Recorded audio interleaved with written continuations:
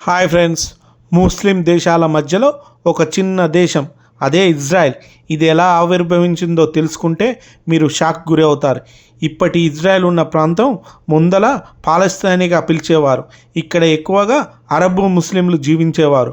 కానీ ప్రపంచంలో ఉన్న యూదులు తమ కోసం ప్రత్యేక దేశం కావాలని కోరుకున్నారు. దీనికి కారణం వాళ్ళు ఎన్నో సంవత్సరాలు హింసను ఎదుర్కొన్నారు. ప్రపంచ యుద్ధం 2 తర్వాత పూర్తిగా పరిస్థితి మారిపోయింది. యూదులపై జరిగిన హాలోకాస్ట్ ప్రపంచాన్ని కుదిపివేసింది. 1947లో యునైటెడ్ నేషన్స్ ఒక ప్లాన్ తీసుకువచ్చింది. పాలస్తీనా భూమిని 2 భాగాలుగా విభజించడం జరిగింది. ఒకటి యూదుల కోసం, ఒకటి అరబ్బుల కోసం. 1948లో అధికారికంగా ఇజ్రాయెల్ దేశంగా ప్రకటించబడింది. కానీ ఈ నిర్ణయాన్ని చుట్టుపక్కల ఉన్న అరబ్ దేశాలు అంగీకరించలేదు. అదే వెంటనే యుద్ధాలకు దారితీయడం జరిగింది. అందుకే ఈరోజు వరకు కూడా ఇజ్రాయెల్ మరియు పాలస్తీనా మధ్య సమస్యలు కొనసాగుతూనే ఉన్నాయి. అలాంటివి హిస్టరీ సీక్రెట్స్ తెలుసుకోవాలంటే ప్లీజ్ సబ్స్క్రైబ్ చేయండి ఫ్రెండ్స్. అయితే అసలు ముస్లిం భూభాగంలో ఈ యూదు దేశం ఎలా ఆవిర్భవించింది? సరిహద్దులు లేని చోట బయటి ప్రపంచం నుంచి ప్రజలు నిరంతరంగా వచ్చి చివరికి ఒకే మతానికి చెందిన ప్రజలతో ఒక దేశాన్ని ఎలా సృష్టించగలిగారు?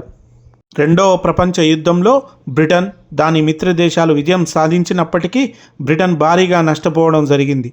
వలస రాజ్యాల పాలన దానికి కష్టంగా మారింది. వలస రాజ్యాల నుంచి క్రమంగా వైదొలగడం ప్రారంభించడం జరిగింది. 1948 మే నెలలో పాలిస్తాన్ భూభాగాల నుంచి బ్రిటన్ వైదొలగడంతో తమకంటూ ఒక దేశాన్ని ఏర్పాటు చేసుకోవడానికి ఏళ్లుగా పోరాడుతున్న అరబ్బులకు, యూదులకు మధ్య ఒక యుద్ధం ఏర్పడింది. ఆ భూమి నుంచి ఎవరికి దక్కుతుంది అన్నదే ప్రధాన ప్రశ్నగా మారింది. ఆ యుద్ధంలో ఇరు పక్షాలు సమంగా లేరు. అరబ్బుల జనాభాతో పోలిస్తే యూదుల సంఖ్య చాలా తక్కువగా అయినప్పటికీ ఇజ్రాయెల్ కలను సాకారం చేసుకోవడానికి ఎన్నో ఏళ్ళుగా పోరాడిన ప్రతి యూదుడు ఆ రోజు కోసం ఎన్నో ఏళ్ళుగా సిద్ధమవుతూ ఉన్నాడు. 1948 మే 14 ఇజ్రాయెల్ తన స్వాతంత్రాన్ని ప్రకటించుకుంది. 2000 సంవత్సరాలలో మొదటిసారిగా యూదు దేశం ఉనికిలోకి రావడం జరిగింది. ముస్లింల అధిక సంఖ్యలో ఉన్న ప్రాంతం మధ్యలో ఒక యూదు దేశం ఏర్పడడం జరిగింది. ఇజ్రాయెల్ కథ జెరూసలంలో మొదలవుతుంది. అది క్రీస్తు శకం 1095 సంవత్సరం నవంబర్లో ఒకరోజు ఉదయం ఫ్రాన్స్లో క్లారోమాంట్ నగరంలో పోప్ అర్బన్ II ఇచ్చిన ఒక ఉపన్యాసం యూరప్ రేఖలని మార్చేసింది. ఆ ఉపన్యాసంలో ఏముంది? ఆ ఉపన్యాసమే క్రైస్తవులను ముస్లింల మధ్య 200 ఏళ్ల యుద్ధానికి దారితీయడం జరిగింది. ఈ యుద్ధాలను క్రైస్తవులు క్రూసేడ్లని, ముస్లింలు జిహాదులని పిలిచేవారు. ముస్లిం పాలన నుంచి పవిత్ర భూమి, పవిత్ర నగరమని తాము భావించే ప్రాంతాలపై తిరిగి నియంత్రణ సాధించడానికి లాటిన్ చర్చి 1095 నుంచి 1271 వరకు యుద్ధం చేసింది. చర్చి దృష్టిలో పవిత్ర భూమి అంటే ప్రస్తుత ఇజ్రాయెల్, పాలస్తీనా, జోర్దన్, సిరియా, లెబనాన్ కొన్ని భాగాలు. పవిత్ర నగరాలంటే జెరూసలం. చర్చికి రాచరికానికి మధ్య ఉన్న సంఘర్షణల కారణంగా, అలాగే చర్చిలో ఏర్పడిన విభజన వల్ల మతపరమైన అధికార పీఠం డోలమానంగా మారడం ప్రారంభమైన కాలం అది. పోప్ అర్బన్ II దీనికి ఒక మార్గాన్ని చూశారు. విదేశీ పాపపూరితమైన మత విశ్వాసం లేని శత్రువుపై యుద్ధం చేయడం ద్వారా క్రైస్తవులను ఏకం చేయడం ఆ మార్గం అని పోపు భావించారు. 1,00,000 మంది క్రైస్తవ పురుషులు, స్త్రీలు, పిల్లలు సైనికులుగా మారి 4,500 కిలోమీటర్ల దూరం ఉన్న జెరూసలం వైపు తమ ప్రయాణాన్ని ప్రారంభించారు. వారందరూ ఒకేసారి కాకుండా చిన్న చిన్న బృందాలుగా వెళ్ళడం జరిగింది. వారు ఐరోపాను దాటుతున్నప్పుడు ఈ సమూహాలు వివిధ ప్రాంతాల్లో యూద జనాభాపై దాడి చేసి ఊచకోత కోశాయి అని మధ్య యుగ చారిత్రకారుడు డాక్టర్ థామస్ ఆస్బ్రిడ్జ్ చెప్పడం జరిగింది. అప్పటికే జెరూసలం ముస్లిం పాలకుల చేతులకు వెళ్ళి 400 సంవత్సరాలు గడిచాయి. ఈ ప్రాంతంలో యూదుల సంఖ్య చాలా తక్కువగా ఉన్నప్పటికీ వారి ఉనికి కొనసాగింది. మొదట క్రూసేడర్లు బయలుదేరిన సరిగ్గా 4 సంవత్సరాల తర్వాత వారు జెరూసలంను స్వాధీనం చేసుకోవడం జరిగింది. సుమారు 100 సంవత్సరాల పాటు జెరూసలం దాని చుట్టుపక్కల ఉన్న ప్రాంతాన్ని పాలించారు. ఆ తర్వాత సలాదీన్ అనే ముస్లిం క్రూసేడర్ నాయకత్వంలో సైన్యాలు క్రైస్తవులను ఓడించడం జరిగింది. పవిత్ర భూమిగా చెప్పుకునే ప్రాంతం మరోసారి ముస్లింల చేతులకు రావడం జరిగింది. జెరూసలేం ప్రపంచంలో అత్యంత పురాతనమైన నగరాల్లో ఒకటి. మనం చరిత్ర పుటలను పరిశీలిస్తే జెరూసలేంను ఎందరో పాలకులు పరిపాలించారని తెలుస్తుంది. క్రీస్తు పూర్వం 1700లో దీన్ని కనానీయులు పాలించారు. ఆ తర్వాత ఈజిప్టులు, పోరులు, వారి తర్వాత ఇజ్రాయిలు పాలించారు. నేటి యూదులు వారి నుంచి వచ్చిన వారే అంటారు. క్రీస్తు పూర్వం 1000 మొదటి భాగంలో ప్రస్తుతం ఇజ్రాయిలు, పాలిస్తానా, జోర్దాన్, లెబనాన్, సిరియాలో ఉన్న ఈ భూభాగం 2 ఇజ్రాయెల్ రాజ్యాలుగా విడిపోవడం జరిగింది. వాటి పేర్లు ప్రాచీన ఇజ్రాయెల్, యూదా.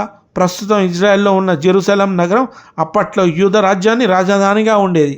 కాలక్రమేణా ఈ ప్రాంతం బాబిలోనియన్, పర్షియన్, గ్రీకు, అలెగ్జాండర్ దండెత్తినప్పుడు రోమన్, చివరికి ముస్లింల పాలకుల పాలనలో వచ్చింది.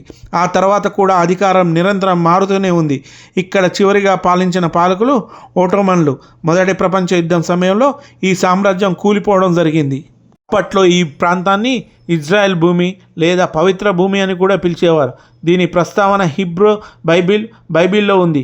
ఇక్కడ జుడాయిజం పుట్టిందని, ఆ మత చట్టాలు రూపొందించాయని, ఈ భూమిని దేవుడు యూదులకు వారసత్వంగా ఇచ్చాడని యూదులు నమ్ముతారు. వారి మత విశ్వాసం హిబ్రూ బైబిల్లోని ఆదికాండం, నిర్గమకాండం అధ్యాయాలపై ఆధారపడి ఉంది. యూదు ప్రజలు ఒకనాడు తమ భూమికి ఇజ్రాయెల్ తిరిగి వస్తారని బైబిల్లో ఉంది. యూదు రాజ్యం అనే రాజకీయ భావన కూడా ఈ ప్రవచనంపైనే ఆధారపడి ఉంది. ఈ కథలన్నింటిని చెప్పడానికి కారణం యూదులు తమ సొంత దేశాన్ని నిర్మించుకోవడానికి ఈ భూమిని ఎందుకు కోరుకున్నారో గుర్తు చేయడమే. ఈ ప్రాంతంలో నివసిస్తున్న అరబ్ ముస్లింలు నేడు ప్రపంచానికి పాలస్తీన్లుగా తెలుసు. ఈ భూమిని మొదట ప్రాచీన గ్రీక్ రచయితలు, ఆ తర్వాత రోమన్ పాలకులు పాలిస్తానిగా సంబోధించారు. ఈ మేరకు ఒట్టోయన్ సామ్రాజ్యం వరకు కొనసాగింది. పాలిస్తానా, ఇజ్రాయెల్ మధ్య ఆధునిక ప్రపంచ సంబంధాలు చరిత్రలో అత్యంత నాటకీయమైన మార్పు మొదటి ప్రపంచ యుద్ధం తర్వాత జరగడం జరిగింది. ఇక్కడ ఒట్టోయన్ సామ్రాజ్యం అధికారంలో ఉండేది. పొరుగున ఉన్న ఈజిప్ట్ లేదా సిరియా నుంచి తరచుగా దాడులు జరుగుతూ ఉండేవి. ఈ దాడులను ఆపడానికి మధ్యవర్తిత్వం వహించమని ఒట్టోమన్ చక్రవర్తులు 1840లో బ్రిటిష్ వారిని కోరడం జరిగింది. కొన్ని ఒప్పందాలు, ప్రయోజనాల బదులు బ్రిటిష్ వారు అందుకు అంగీకరించడం జరిగింది.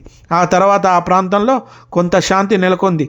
పాలస్తీనా సామాజికంగా, ఆర్థికంగా అభివృద్ధి చెందడం మొదలైంది. ఒట్టోమన్ సామ్రాజ్యం అప్పటికే ఐరోపాతో వాణిజ్యం చేస్తుంది. ఐరోపా వాసులతో సంబంధాలు పెరిగే కొద్దీ ఇక్కడ మార్పులు ప్రారంభం కావడం జరిగింది. అప్పటి వరకు ఇక్కడ యూదుల సంఖ్య చాలా తక్కువగా ఉండేది. ఈ కాలంలో యూరోప్లో జియోనిస్ట్ ఉద్యమం ఉద్భవించింది. ఇదొక యూద రాజ్యాన్ని స్థాపించడమే లక్ష్యంగా పెట్టుకున్న రాజకీయ ఉద్యమం.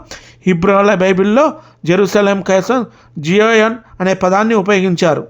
మొదటి ప్రపంచ యుద్ధం ఆ ప్రాంతంలో ప్రధాన మార్పులను తీసుకురావడం జరిగింది.